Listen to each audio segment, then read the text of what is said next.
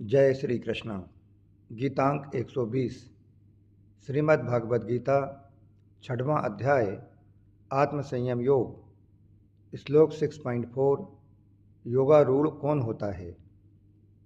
प्रस्तुति योगीहंस रमेश चंद्र भार्गव। प्रिय धर्म प्रेमियों, पिछले अंक में हमने कर्मफल, आश्रय, संन्यास और कर्तव्य कर्म के बारे में जाना। अब आगे भगवान बता रहे हैं कि योगारूढ़ कौन होता है। आइए जानते हैं। श्लोक 6.4 यदा हि नेन्द्रियार्थेषु न कर्म स्वनुषज्जते सर्व संकल्प संन्यासी योगारूढ़स्त दोच्यते। अर्थात जब कोई साधक न इंद्रियों के विषयों में आसक्त होता है और न ही वह कर्मों में आसक्त होता है, तब सर्व संकल्पों से युक्त ऐसे सन्यासी को योगारूढ़ कहा जाता है।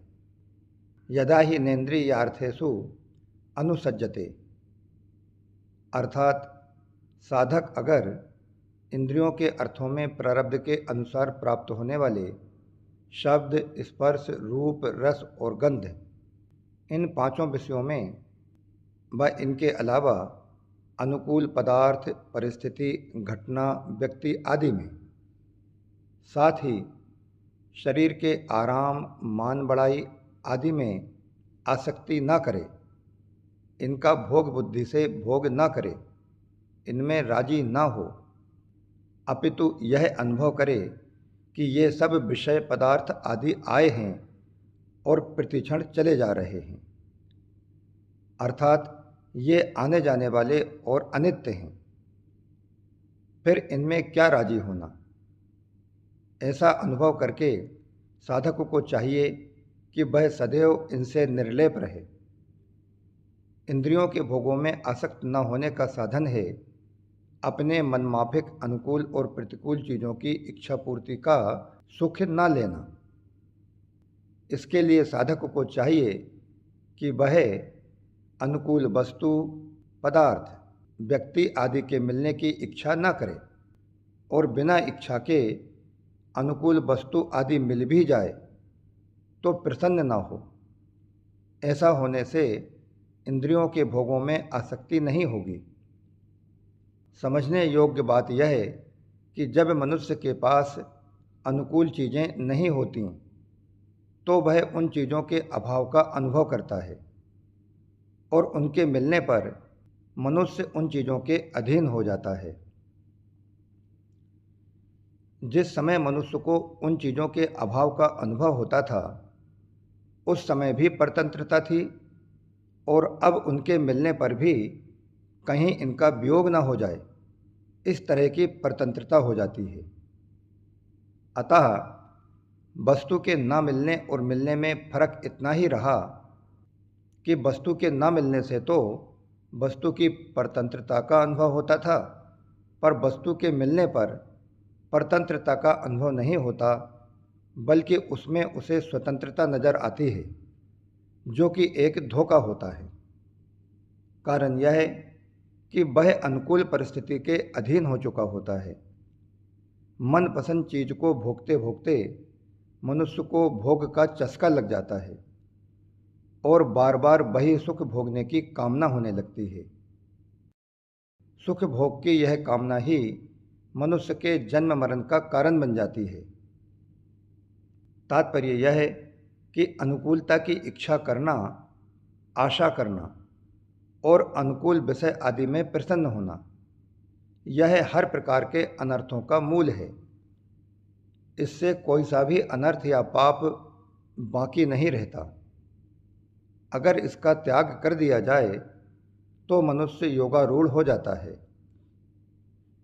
तीसरी बात, निर्वाह मात्र के अलावा हमारे पास जितनी अनुकूल भोग्य वस्तुएं हैं वे अपनी नहीं हैं, प्रत्युत वे सब भगवान की ही हैं। लेकिन मनुष्यों को अधिकांशतया समझ नहीं आता कि वह इन वस्तुओं को किसे प्रदान करे और किसे न करे। मस्तिष्क में इस द्वंद्व के चलने के कारण अगर उसके पास वस्तुओं का संग्रह हुआ होता है तो ऐसी परिस्थिति में मनुष्य को चाहिए कि वह वितरण के भाव को पूर्ण मजबूती के साथ अपने अंतस में सदैव विद्यमान रखे और जैसे ही किसी सामग्री का कोई अभावग्रस्त पात्र मिल जाए तब उस सामग्री को उसी की समझकर उसके अर्पण कर दे और उसे किंचित मात्र भी इस प्रकार का भाव प्रकट न करे कि यह सामग्री आपकी है और आप उसके आड़े वक्त में उस पर एहसान कर रहे हैं। ऐसा भाव ना तो उसके सामने प्रकट करना चाहिए और ना अपने अंदर आना ही चाहिए। वस्तुओं को देकर ऐसा मानना चाहिए कि मेरे निर्वाह से अतिरिक्त मेरे पास था, जिसे देकर मैं ऋणमुक्त हो गया हूँ। तात्पर्य यह है कि निर्वाह से अतिरिक्त वस्तुओं को अपनी और अपने लिए ना मानकर इस प्रकार वितरण करने से मनुष्य की भोगों से आसक्ति मिट जाती है। न कर्म स्व अनुसज्जते, जैसे इंद्रियों के अर्थों में आसक्ति नहीं होनी चाहिए, ऐसे ही कर्मों में भी आसक्ति नहीं होनी चाहिए। अर्थात क्रियमाण कर्मों की पूर्ति अपूर्ति में व उन कर्मों के तात्कालिक फल की प्राप्ति अप्राप्ति में भी मनुष्य की आसक्ति नहीं होनी चाहिए। कारण यह है कि कर्म करने में भी एक राग होता है। कर्म ठीक तरह से हो जाता है तो उससे एक सुख मिलता है और कर्म ठीक तरह से नहीं होता तो मन में दुख होता है। यह सुख दुख का होना ही कर्म की आसक्ति है। अतः साधक को चाहिए कि वह अपने कर्तव्य कर्मों को तो विधिपूर्वक और तत्परता से करे, पर साथ ही साथ उन कर्मों एवं क्रियाओं में आसक्त न होकर उन कर्मों से सजगता पूर्वक इस प्रकार निर्लिप्त रहे कि ये कर्म तो आने जाने वाले हैं और हम नित्य निरंतर रहने वाले हैं। अतः इनके होने न होने से व इनके आने जाने से हमारे अंदर क्या फर्क पड़ता है, अर्थात कोई फर्क नहीं पड़ता। आइए अब जानते हैं कि कर्मों में आसक्ति होने की पहचान क्या है।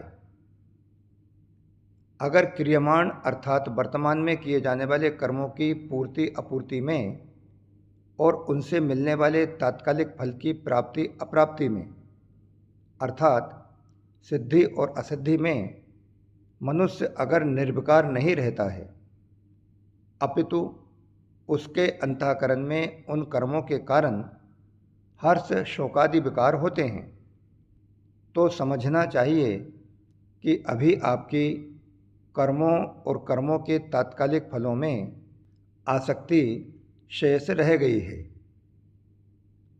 इसलिए पदार्थों और क्रियाओं से अर्थात संसार से सर्वथा मुक्त होने के लिए भगवान ने दो विभाग बताए हैं। वो यह है कि मनुष्य ना तो इंद्रियों के अर्थों में अर्थात पदार्थों में आसक्ति करे और ना कर्मों एवं क्रियाओं में ही आसक्ति करे। ऐसा करने पर मनुष्य योगारूढ़ हो जाता है। यहाँ एक बात समझने योग्य है कि क्रियाओं में भी एक स्वतंत्र आसक्ति होती है, जिसके कारण फलेच्छा न होने पर भी मनुष्य में कर्म करने का वेग होता है।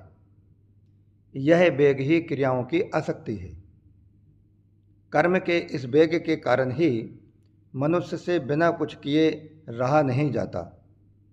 बस संपूर्ण जगत में अधिकांशतया हरेक मनुष्य कुछ ना कुछ काम करता ही रहता है।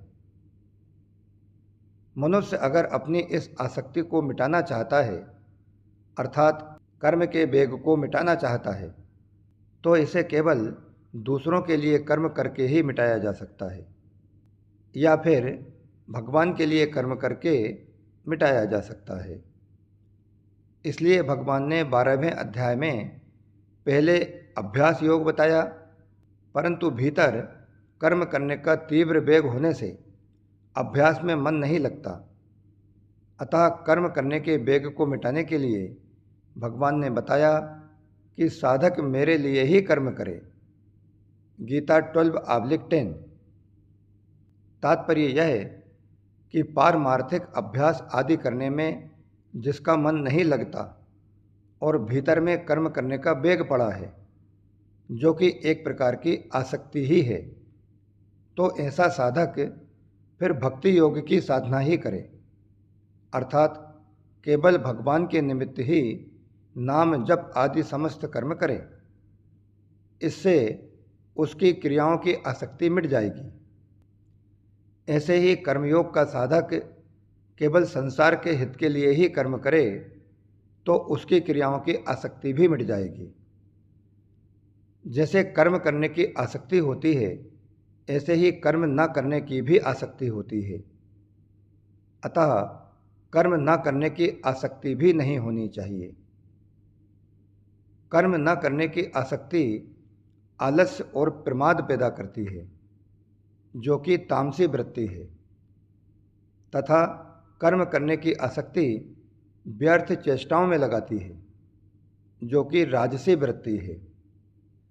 आइए अब यह जाना जाए कि साधक कितनी अवधि में योगारूढ़ होगा, अर्थात योगारूढ़ होने में मनुष्य को कितने दिन, कितने महीने अथवा कितने वर्ष लग जाएंगे।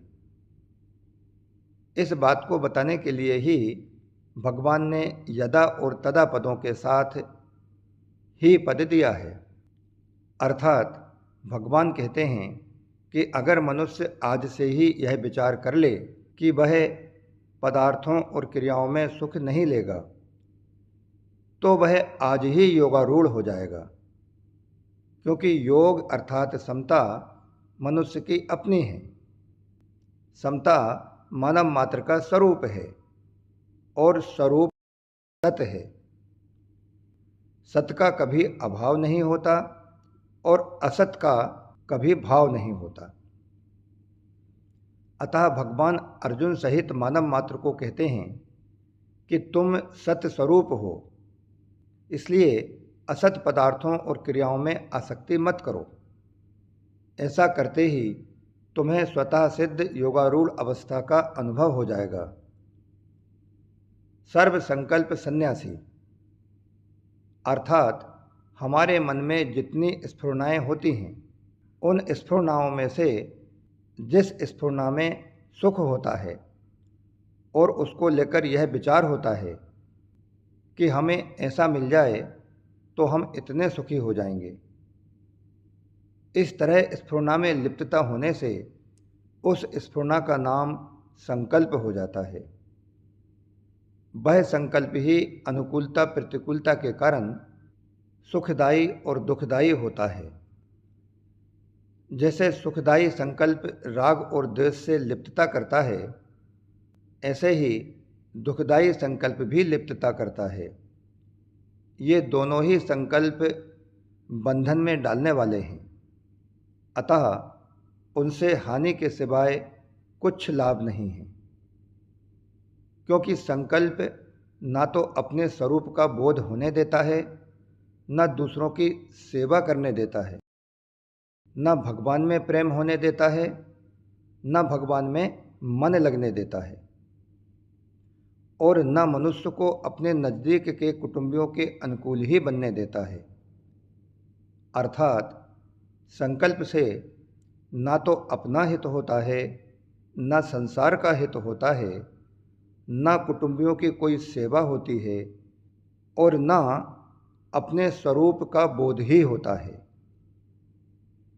तो कुल मिलाकर संकल्पों से केवल हानि ही हानि होती है। ऐसा समझकर साधक को संपूर्ण संकल्पों से रहित हो जाना चाहिए। संकल्पों का त्याग बहुत जरूरी है, कारण कि संकल्पों का त्याग किए बिना साधक योगारूढ़ नहीं हो सकता, और योगारूढ़ हुए बिना परमात्मा की प्राप्ति नहीं हो सकती, कृतकृत्यता नहीं हो सकती, मनुष्य जन्म सार्थक नहीं हो सकता, भगवान में प्रेम नहीं हो सकता, और दुखों का सर्वथा अंत भी नहीं हो सकता। दूसरे श्लोक में तो भगवान ने व्यतिरेक रीति से कहा है कि संकल्पों का त्याग किए बिना मनुष्य कोई सा भी योगी नहीं होता, और यहाँ अन्वय रीति से कहते हैं कि संकल्पों का त्याग करने से मनुष्य योगारूढ़ हो जाता है। इसका तात्पर्य यह निकला कि साधक को किसी भी प्रकार का संकल्प नहीं रखना चाहिए। संकल्पों के त्याग के उपाय। पहला, भगवान ने हमारे लिए यह मनुष्य जन्म अंतिम जन्म दिया है ताकि हम अपना उद्धार कर सकें। अतः हमें मनुष्य जन्म के अमूल्य मुक्तिदायक समय को निरर्थक ही संकल्पों में बर्बाद नहीं करना है। ऐसा विचार करके मनुष्य अपने संकल्पों को हटा दे। दूसरा, कर्मयोग के साधक को अपने कर्तव्य का पालन करना है। कर्तव्य का संबंध वर्तमान से है, भूत या भविष्य काल से नहीं। परंतु संकल्प विकल्प जो होते हैं वे सदैव भूत और भविष्य काल के होते हैं, वर्तमान के नहीं। अतः कर्मयोग के साधक को अपने कर्तव्य कर्म का त्याग करके व्यर्थ ही भूत और भविष्य काल के संकल्प विकल्पों में नहीं फंसना चाहिए। प्रत्युत आसक्ति रहित होकर कर्तव्य कर्म करने में लगे रहना चाहिए। गीता 3:19। और तीसरा, भक्ति योग के साधक को विचार करना चाहिए कि मन में जितने भी संकल्प आते हैं वे या तो भूतकाल के आते हैं या फिर भविष्य काल के आते हैं। अतः जो भगवान अभी अंश स्वरूप वर्तमान में हमारे अंदर विद्यमान हैं, उनका चिंतन न करके भूत और भविष्य जो कि अभी नहीं हैं, उनके चिंतन में समय बर्बाद करना मनुष्य की कितनी बड़ी गलती है। भगवान कहते हैं कि उक्त विचार करके मनुष्य अपने संकल्पों को हटा दे। योगारूढ़स्त दोच्यते, अर्थात सिद्धि असिद्धि में सम रहने का नाम ही योग है। गीता 2:48। इस योग अर्थात समता में स्थित होना ही योगारूढ़ होना है। योगारूढ़ होने पर परमात्मा की प्राप्ति हो जाती है। दूसरे श्लोक में भगवान ने यह कहा था कि संकल्पों का त्याग किए बिना कोई सा भी योग सिद्ध नहीं होता, और यहाँ कहा है कि संकल्पों का सर्वथा त्याग कर देने से वह योगारूढ़ हो जाता है। इससे सिद्ध होता है कि सभी तरह के योगों से योगारूढ़ अवस्था प्राप्त होती है। यद्यपि यहाँ कर्म योग का ही प्रकरण है, पर संकल्पों का सर्वथा त्याग करने से योगारूढ़ अवस्था में सब एक हो जाते हैं। गीता 5:5। इस प्रकार योगारूढ़ कौन होता है विषयक गीतांक 120 यहीं समाप्त होता है। पूर्व श्लोक में भगवान ने योगारूढ़ मनुष्य के लक्षण बताते हुए यदा और तदा पद से योगारूढ़ होने में अर्थात अपना उद्धार करने में मनुष्य को स्वतंत्र बताया। इसके बाद अब आगे भगवान बताते हैं कि यह स्वयं ही अपना मित्र है और स्वयं ही अपना शत्रु है। अतः भगवान अपना उद्धार अपने आप को करने की प्रेरणा करते हैं। इसका स्वाध्याय मनन हम अगले अंक अर्थात गीतांक 121 में करेंगे। जय श्री कृष्णा। योगी अंश रमेश चंद्र भार्गव।